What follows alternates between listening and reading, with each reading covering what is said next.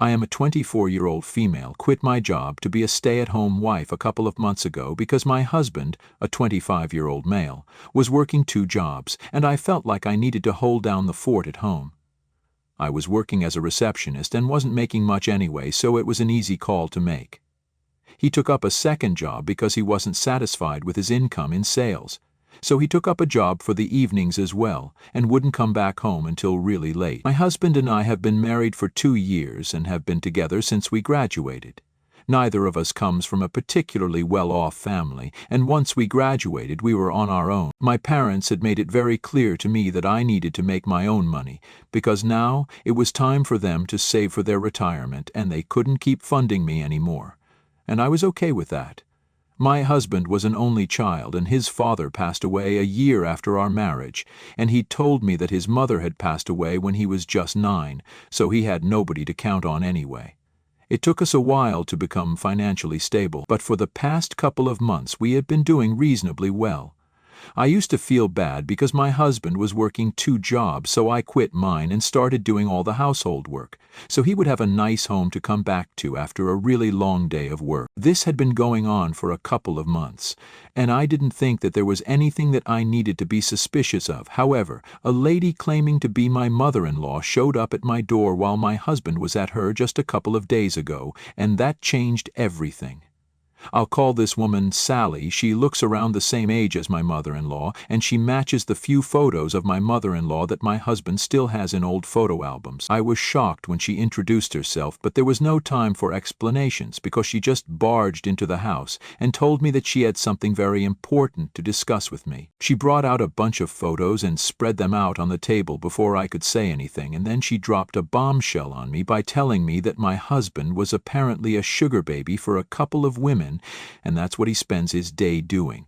She showed me the pictures, and sure enough, all of them were of him being hugged or sitting close by women I didn't recognize, and all of them looked a couple of years older or around the same age as Sally. I didn't even know what to say, but Sally powered through and started telling me that she was sorry to barge in this way, but she had to come to me as soon as she found out. She told me that she knew that I'd probably been told by my husband that she was no longer in this world, but that was not true, evidently. Apparently, my husband's parents had been divorced because of my father-in-law's infidelity, but my husband chose to live with his father all year round after he turned 13, even though they had partial custody. She found out in a couple of months that this was because my husband had taken up smoking pot at that age and was in very dangerous company. His dad was working most of the day, so he didn't have enough time to keep an eye on his son, and even though Sally insisted that he at least try to be more actively involved in his son's parenting, he didn't seem to care much and said that he would get out of that habit eventually. That didn't happen, and by the time my husband was supposed to be in college, he had become a total stoner. His grades were slipping, and he had no prospects whatsoever. This led to a lot of fighting in their family, and my husband decided to cut her off because he didn't like the fact that Sally tried to intervene and get him out of his habits. He did clean up his act eventually because he didn't want to get caught in college with pot, since that would lead to a lot of legal trouble for him. But he never spoke to his mother again, and after a couple of months, she stopped trying to get through to him too.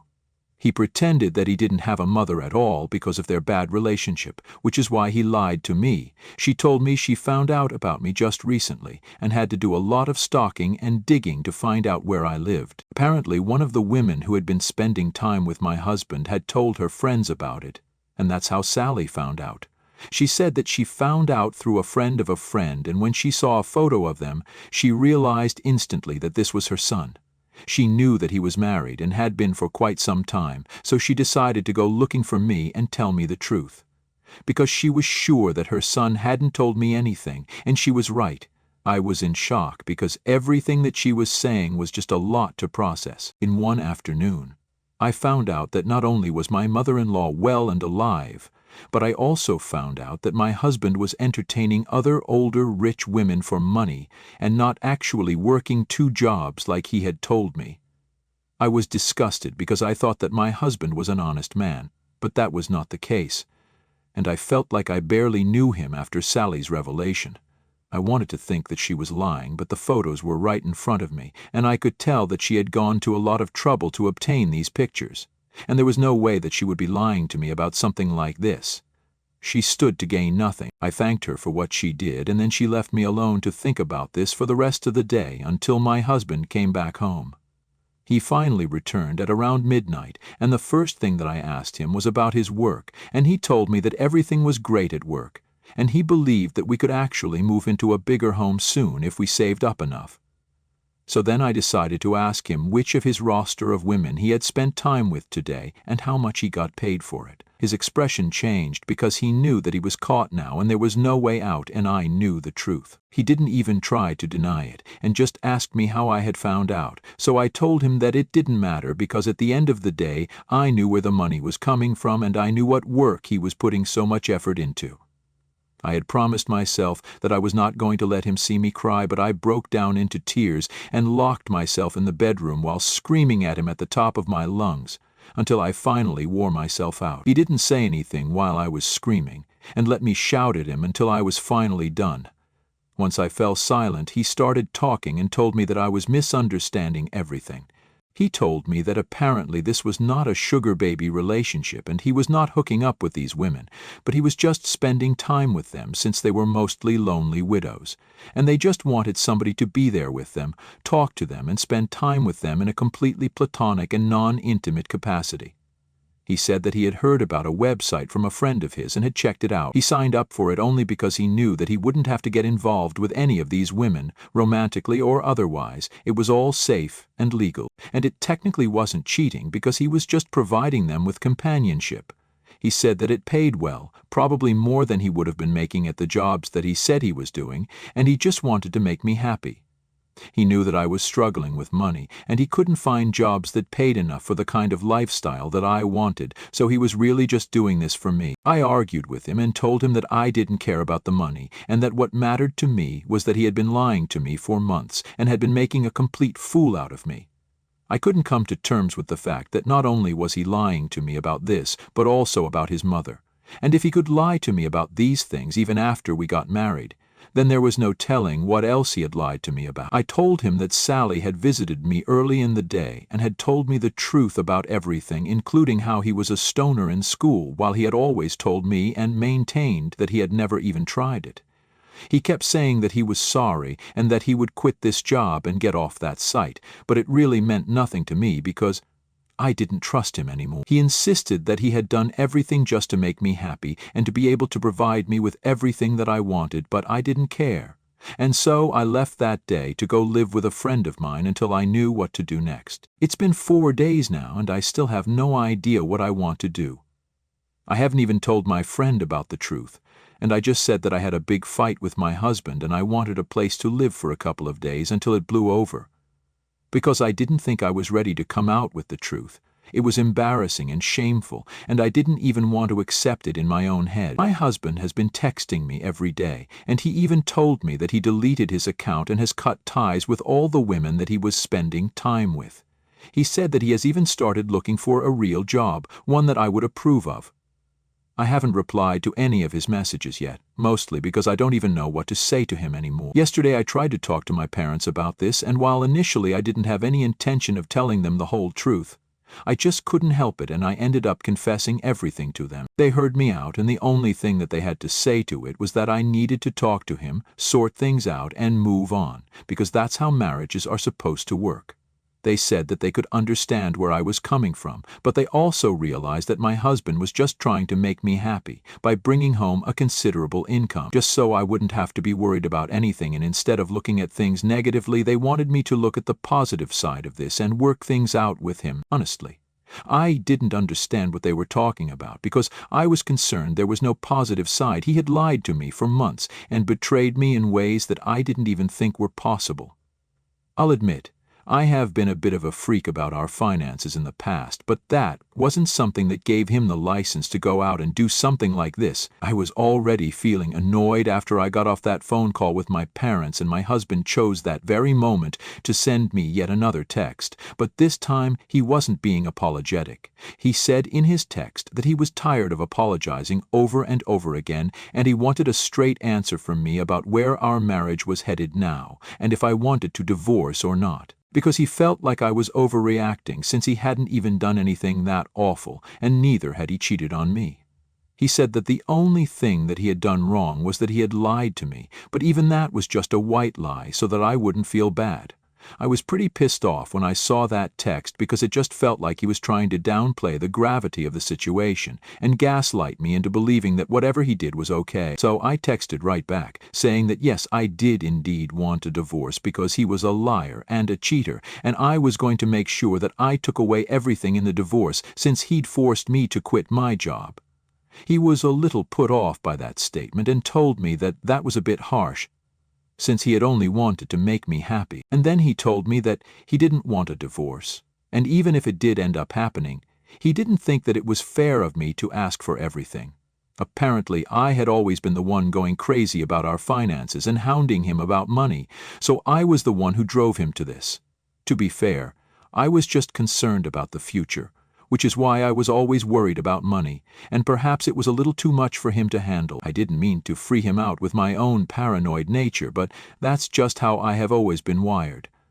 But now I feel like this might be partly on me as well for freaking him out and pushing him into a corner. At least that's what he's making it sound like. And given my current state of mind, I really don't trust my own judgment because I don't think I am in the right mental or emotional state. Am I the a-hole for freaking my husband out about our finances? The group up. Update 1. Hi folks. So I would just like to take a moment to thank everybody who commented on my original post. It really means a lot to me that some of you took the time to actually go into details and everything about your opinions. And thank you to just everybody who commented for all the support because heaven knows I needed it. It's been a week, and a really difficult one at that, since I left my house and my husband. A couple of days back, I finally found the courage to tell my friend the truth about why I was living with her, and it's safe to say that she was scandalized. Her reaction really made me believe that I was not just going crazy, and my parents and my husband were actually trying to gaslight me into believing that all of this was somehow normal and forgivable. She told me that I needed to file for divorce at the earliest and gather all the evidence that I can against him, which might be easy because Sally did leave me with her contact info and I can just reach out to her if I need help. My friend even offered to put me in touch with her parents' divorce lawyer, and I think I might go ahead with that option since her mom got a pretty hefty payout and alimony, so I think that's the best choice for me, especially since both her mother and I have been wronged by our husbands who chose the company of other women over us. At least her father had been caught cheating with just one woman. I don't even know the count for my husband. My friend also encouraged me to speak up about this to my other friends, in case I needed more help. I don't think I would need it, but I just want to get this off my chest. And I think talking to my friends would help, because keeping this secret from everybody has really taken a toll on my mental health. When I told my friend that I was feeling embarrassed and ashamed of what had happened, she said something that really made me feel a lot better about this situation and put everything into perspective. It was also something that a couple of you in the comments had told me already, and it was that I was the victim here, and I didn't do anything wrong, so I had no reason to feel ashamed of myself because I had done everything in my power to make our marriage work, and he was the one who screwed up. Even his accusation of me being paranoid about money and backing him into a corner was just absurd, because I'm sure there were 1,000 better ways to deal with it, rather than going ahead and pulling off something like this. I'm still not comfortable referring to what he did and talking about it, so I keep saying something like this. Bear with it, please. I haven't talked to my parents either, because I really think that what they said on that phone call with them was kind of weird, and definitely not the right advice for me. It felt like they were trying to force me to stay in this marriage, in spite of all the lies. Because they, for whatever reason, believe that it's the right thing to do. And I don't really think that I'm misjudging the situation either, because they very clearly mentioned on that last phone call that they thought working it out with my husband would be the right thing to do. I really didn't like that advice, and I think it's best for us to stay apart for a while, because otherwise they will just keep trying to enforce their opinions onto me, and that's really not what I need at the moment. Update 2. So I filed for divorce a couple of days ago, and today my husband was served. He had been trying to reach out to me recently and had asked me several times to at least meet with him before I did anything, but it was just too late. He sent me several messages after he was served, talking about how unfair I was being and that I needed to see both sides before I came to such an insane conclusion. To be honest, I didn't understand what his side could possibly be, because he had already told me his reasons, and I didn't think that any of them were valid, which is why I went ahead with the divorce in the first place. Had I thought that any of his reasons were even a little legitimate, then I might have entertained the idea of meeting him, trying to talk things out, and whatever. But I couldn't think of anything that he could say that could possibly make me forgive him at this stage. He had lied to me about too many things for me to just get over it, and I don't think I can remain married to a person who I don't even trust anymore, and I can't see us rebuilding that trust again because everything that has happened is just a little too much. I told him that I didn't want to talk to him and I just wanted this to be over, because this was painful for me since now it felt like I was married to a person who I didn't even know, and it was as good as having been with a stranger for these past couple of years. He sent me another text saying that we could still work things out, and he had been looking into marriage counselors for us. But in my opinion, it was he who needed therapy, because so far he had always just taken the easy way out, from whatever Sally told me. And also the fact that instead of just sticking to his job and working hard, rising through the ranks, he chose to do something so extreme and then even tried to blame me for it. I was very clear with him, and I told him that no matter what, things would just never work out between us ever again, and he needed to accept that. He lost me because of his own stupidity, and now there was nothing he could do to win me back over. Even if he turned into a better person overnight, I wouldn't be able to trust him. That's just how badly he had screwed up. After that, he didn't say anything, and that was the end of our conversation. But on a slightly happier note, I have started looking for a job because I have to support myself somehow, and I don't really think I will be able to afford a lawyer if I don't work.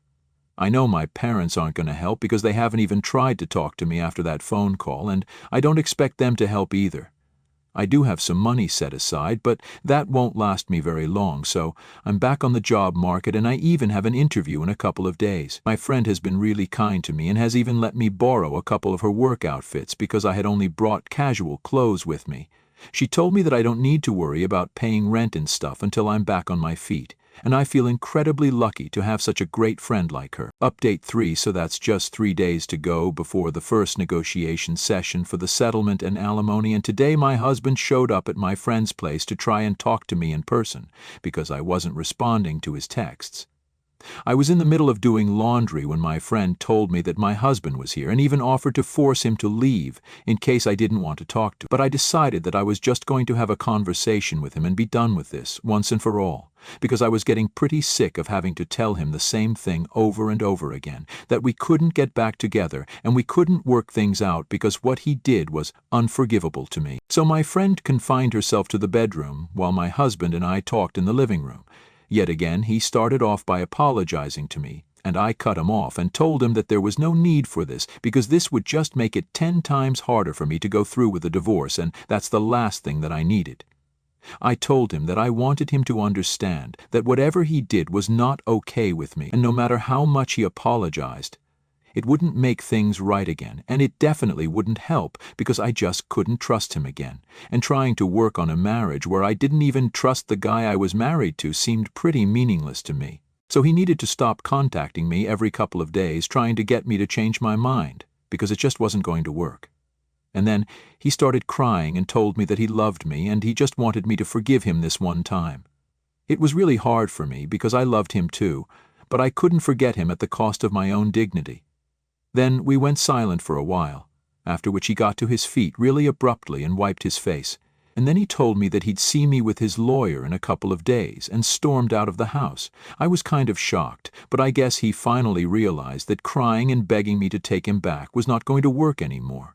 I was sad after he left, but mostly just relieved because this just meant that I could go all out and I wouldn't even have to feel bad about it, because now we are officially over. So yeah, I guess I will see him in court.